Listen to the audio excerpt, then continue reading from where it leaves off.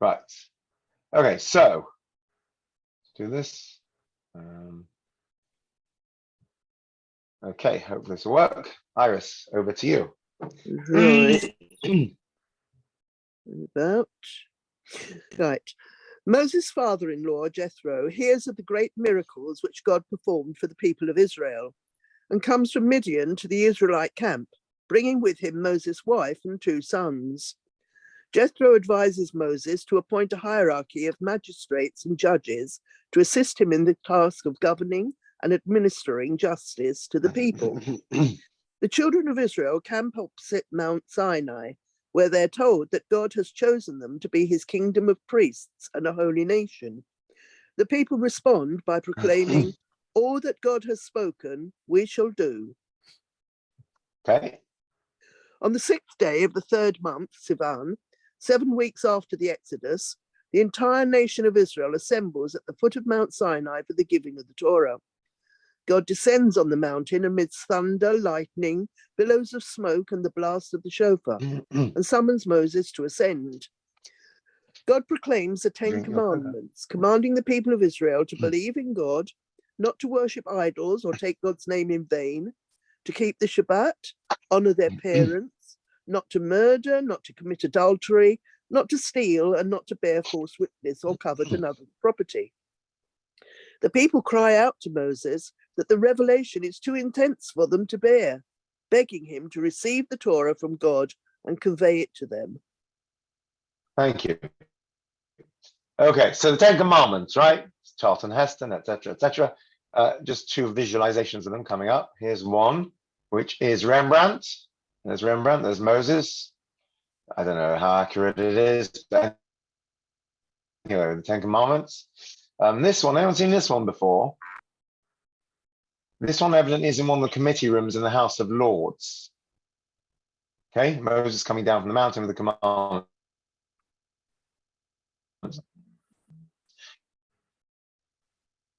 No, you've gone again. Okay, we know it's not actually accurate, because in reality the people stood back, didn't they? Rabbi, I think you're describing a different picture to the one I've got on my screen. I've just got Moses holding up I think the one you said was Rembrandt. Hello, we've lost you again. Hello, anybody there? We're here. I think it went silent. Yes, the rabbi seems to have gone. Yes. Yeah. So sometimes we go, it freezes, but you're there. Iris, you're the host now. Oh, what? You're the host. Iris is the host. What does that mean? I mean, I know what a host is, but what does it mean? What does it mean I have to do? Yeah, you've got to give the share. No, it means the rabbi's gone and you're the next one that's controlling it. But he'll probably come back. Please! I don't know how to control this thing. No, I mean, I have difficulty enough just using it. Yeah, my computer. Don't worry. I'm just joking. I can't control it. No. Well, you can if you knew what you were doing. If I knew what I was doing, I could, but I don't. I have trouble enough using the thing. I have to call one of my girls for instructions sometimes. Don't worry. I lost he's host now, Rabbi Ron. Oh, good. Back on. I'm going to shul now so that it will work. It works for half an hour. Probably too much. Iris got a bit she got worried because she was the host. Oh, right. I didn't know I was the host until Brenda told me. Right. Sorry about that. Okay. We're going, I'll be back on in a minute. Okay. Good. Oh, it never works long enough. Okay, Gavi, come here. Right, we're going in here. Come on. Hey. Right, just get my laptop out. Sorry about that. Back on in a second. No, it's not probably in the shul. Right, should reconnect now, hopefully. that Sharon said she had a problem when she took my mum. Annoying, very annoying.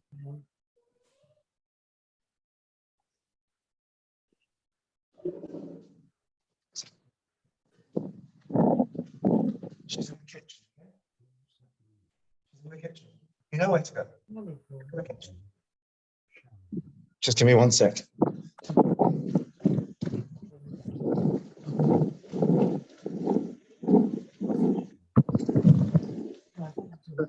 Take Gabby.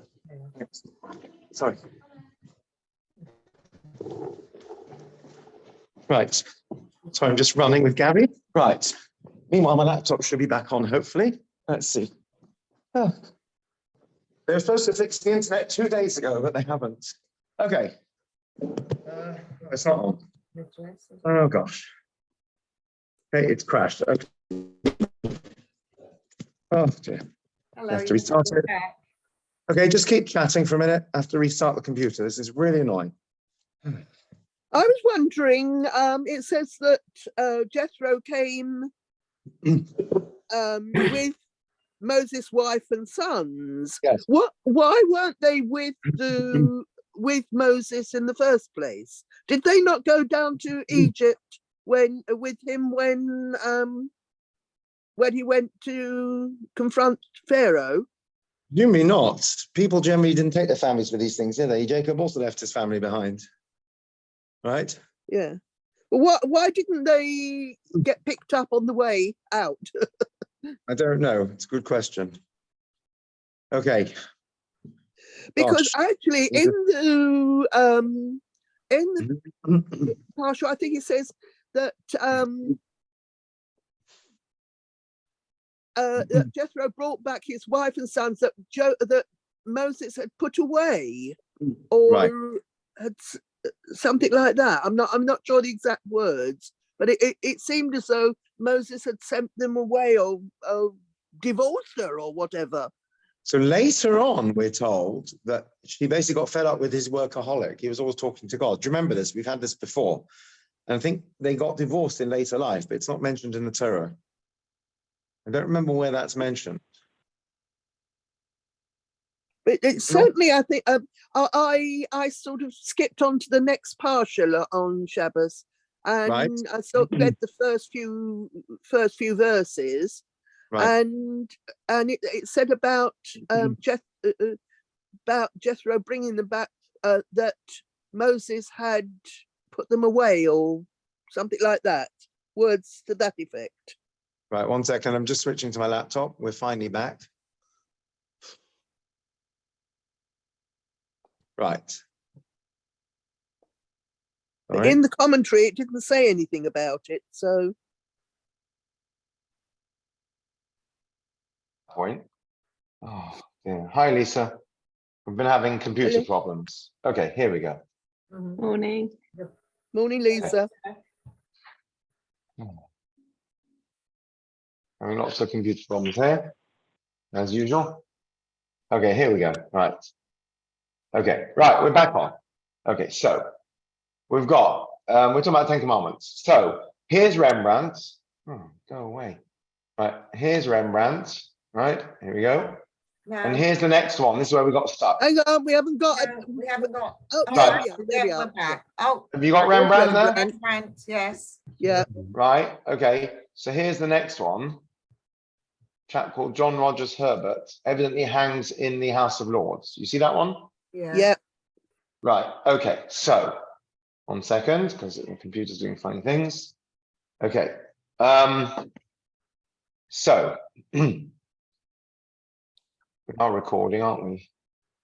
Just check we're recording. Yes, yes. Yes, okay. So that's the right, 10 Commandments, very central to many religions, etc., etc., etc. Anyone know the correct translation of the words for the 10 Commandments in Hebrew? Dibra, Asara Dibra or something like Yes, that. and what? Yes, Asara Dibra. 10 Which we've got. words. Right, 10 which words. very good. Thank you. Let's have a look. Right here, who'd like to read number 3? Here we go. From this And week's he Hedra. was- Yeah, Any volunteers? yeah, and he was there with God 40 days and 40 nights. He ate no bread and drank no water. And he wrote down on the tablets the terms of the covenant, the 10 utterances. Right, 10 utterances, okay, 10 statements, right? Makes a bit more sense in many ways. And then anyone know what next week's Sedra is after Yisro? Bow. Oh, No, Bow. that was last week. No, that was last week. Anyone? but not Korah. No, it's Mishpatim. So that goes into great detail about the commandments. So you have this kind of, you have the 10 commandments is like the like the sound bites, if you like, and then you have the manifesto in more detail.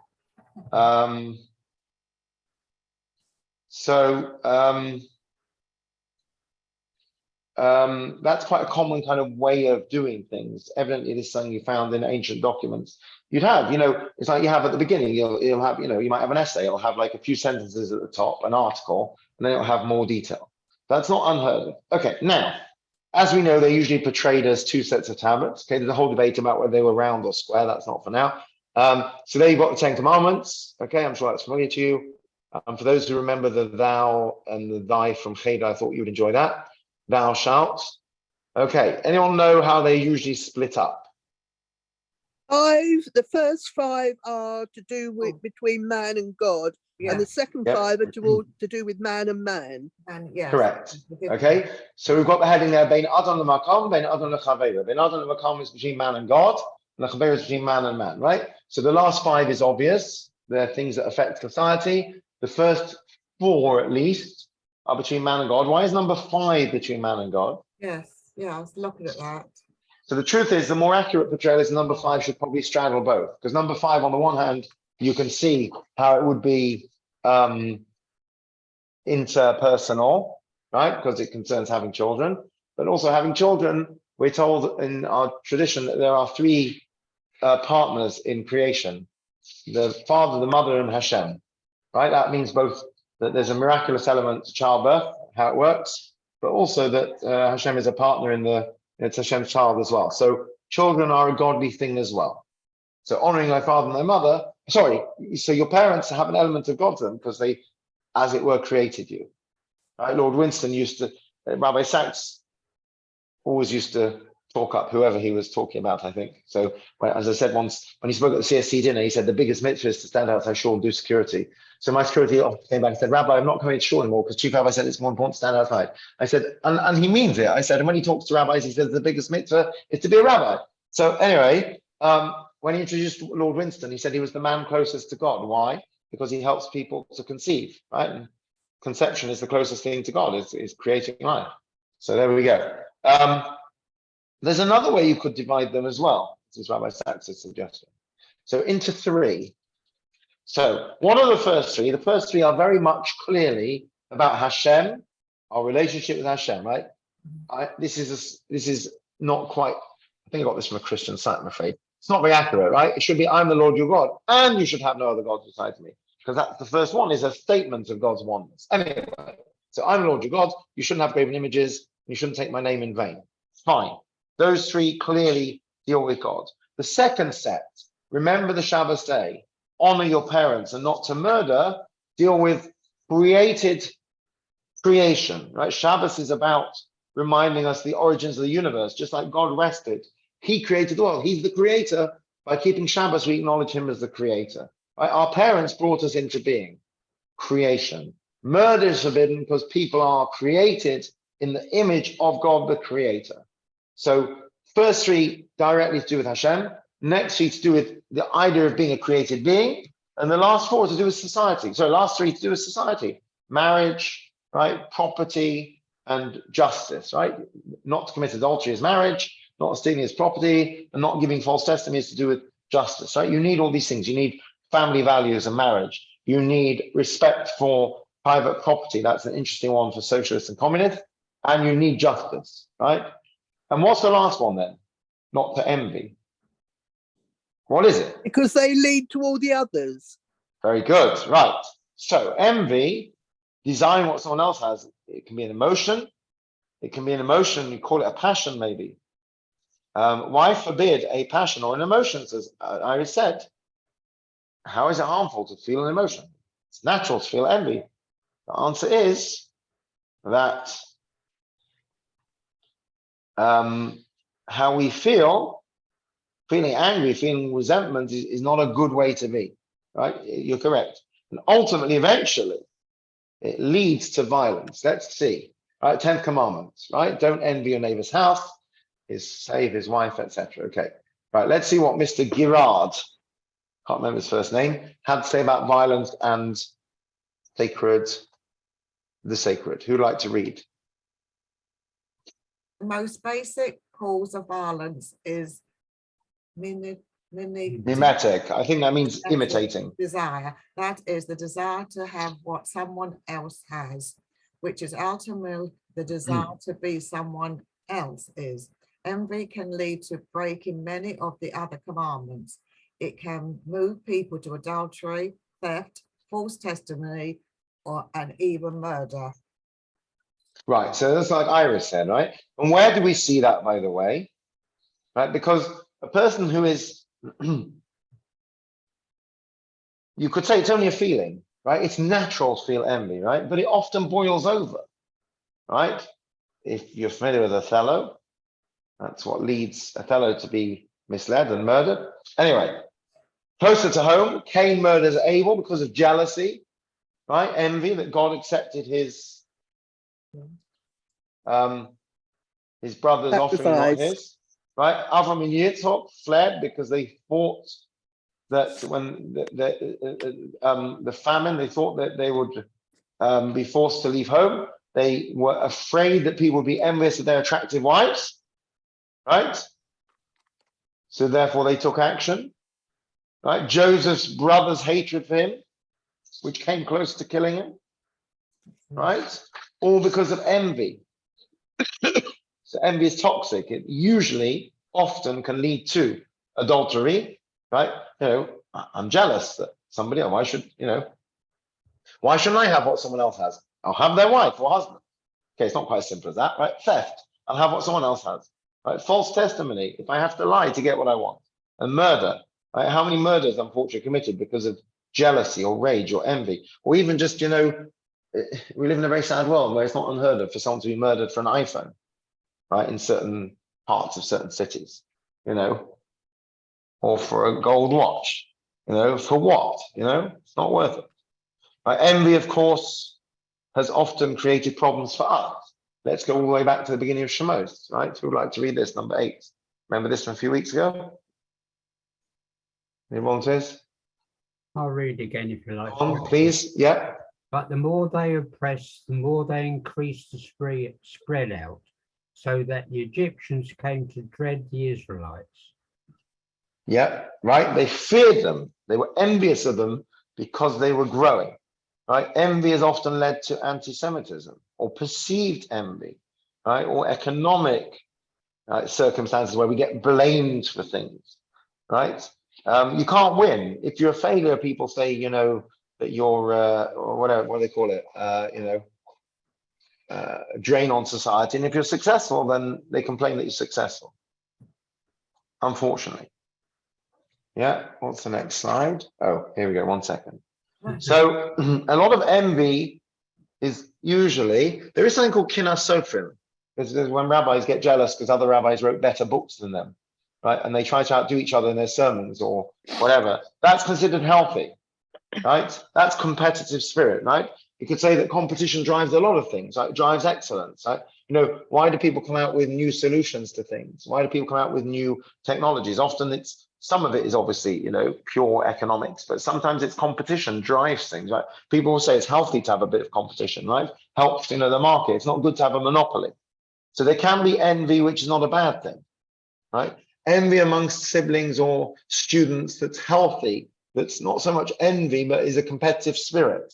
I would say the difference is, it's healthy when someone loses and someone else wins, they're happy for them. Whereas envy is going to be when you're upset that someone else has done well. So you could have sibling rivalry that they're each trying to, find the Afikoman first, or, get the most points in Sivas Hashem or whatever.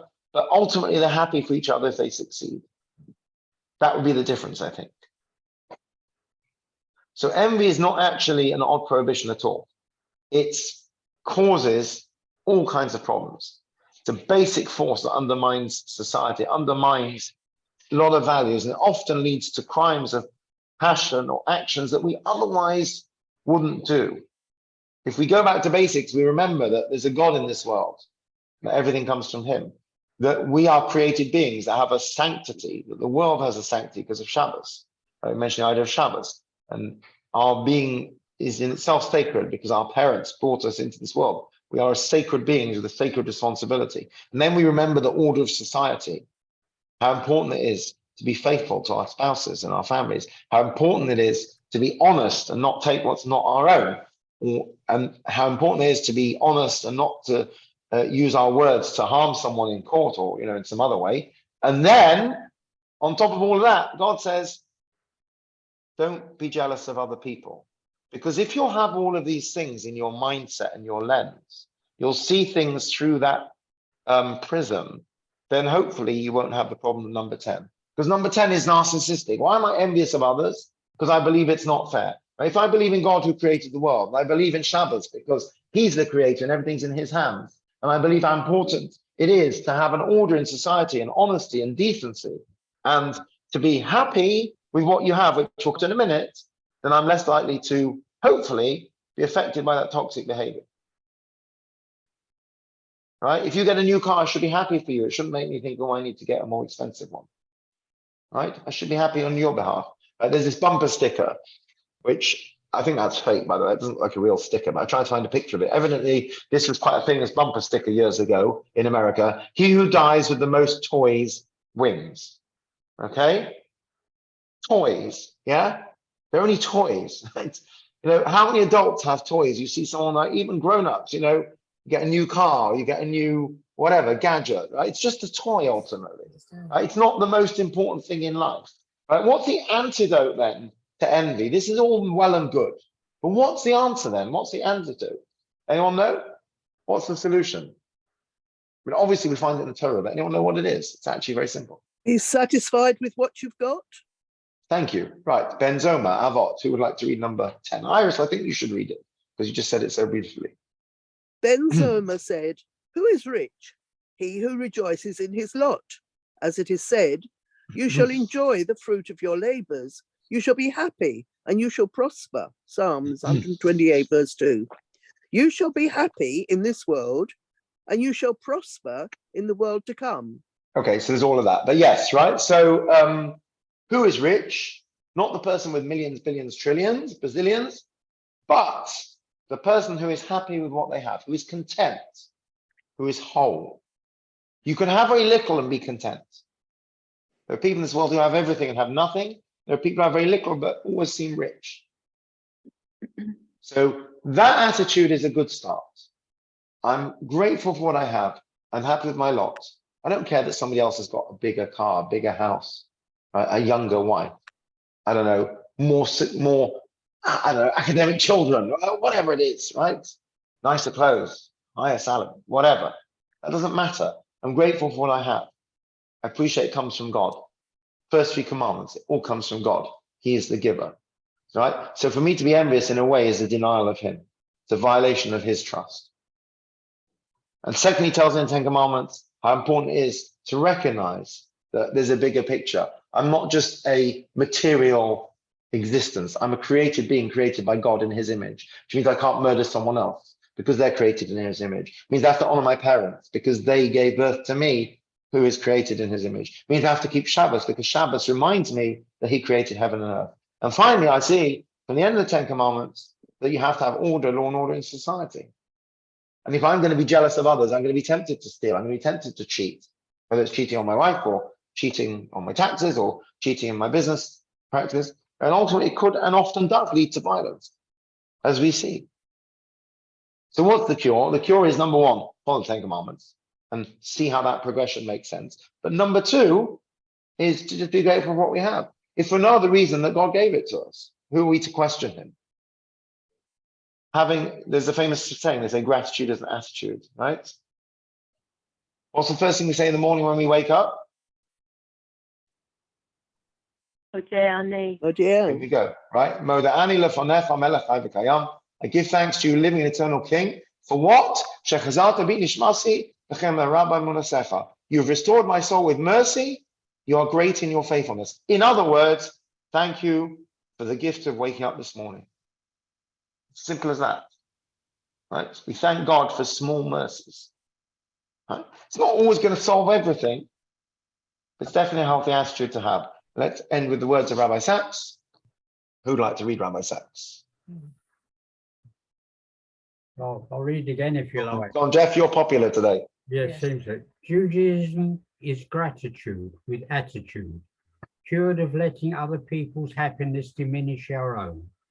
Release a wave of positive energy, allowing us to celebrate what we have instead of thinking about what other people have, and to be what we are instead of wanting to be what we are not. Yeah, Thank you. very good. Okay, so I think it's a very simple message. It's very easy to be envious of others. It's a very natural emotion, but it doesn't mean it's not dangerous and toxic. That's why it's one of, people say everyone knows about 10 commandments, but really in Judaism we have 630 mitzvahs, 10 commandments, 10 commandments. And there's the whole thing that they include all 613. Right, Shavuos, we talk about the giving of the Torah, 10 commandments. The reality is, I think Christians talk about 10 commandments more than we do. Right? They're not, yes, they're symbolic, they're in the shul or whatever, but there's many mitzvahs we do every day, right? Keeping kosher, love your neighbor like yourself, go forth and multiply. They're not in the 10 commandments, but we do them anyway, davening, right? So, I like this idea of a progression of understanding them in the way that Rabbi Sachs presents them, but also perhaps we see why the 10th one is so important. It's not just about, I've often said the 10th commandment teaches us that you can control even your thoughts. How does that work? You train yourself. And the first one also, I'm the Lord your God. And so what? We have to love God. How? Well, try your best to understand him. Love grows through understanding. So all these things, why is the 10th commandment so, why is it even there and why is it so important? The answer is because one of the most basic human emotions, it's one of the most destructive ones. And if we process, internalize the message of the other 9, the message of Judaism, and we are happy with what we have because we recognize God, there's a bigger picture in this world. It's not about me and my achievements and my possessions. It's not mine, right? Many people put you, when you get a book, you write in the front of a book. I don't know why we don't do it for everything. You'll see often there's a minhag to write in the front of a book. We don't always do it. Lad Hashem ha'aretzum lo'o, or you see Lamed Hevav, right? Lad Hashem ha'aretzum lo'o. What does that mean? It means to God is the earth and all that's in it. Right? It's basically an acknowledgement. It's not my book. It's really Hashem's book. And then I put my name in it so that people realize that I'm looking after it temporarily. I would say the same thing, by the way, about our bodies, the whole discussion about euthanasia. Abortion is not as simple as straightforward, black and white, but a lot of it hinges on the fact it's not my body. It's on loan from Hashem. I have to look after it. Right? They're not my children, by the way, either. They're also on loan from God, which is why I have to look after them.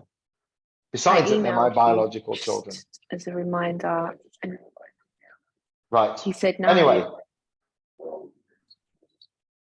So, sorry, Lisa, just muted you. I don't know if you meant us to hear that conversation. So, anyway, that's today's lesson. I'm afraid I have to dash off to an appointment. So gratitude and attitude. Be grateful for what we have and for small mercies. It's, I think, a good message. A Torah message from Rabbi Sachs. Anyway, please forgive me. I have to dash on an appointment. So have a good week, everyone. Yeah.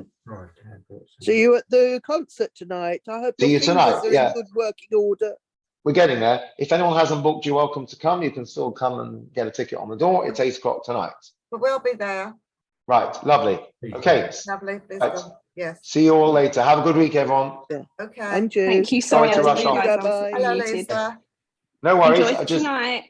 Thank you. See you tonight. Yes, lovely. Be Okay. well. Bye. Bye. Goodbye. Bye.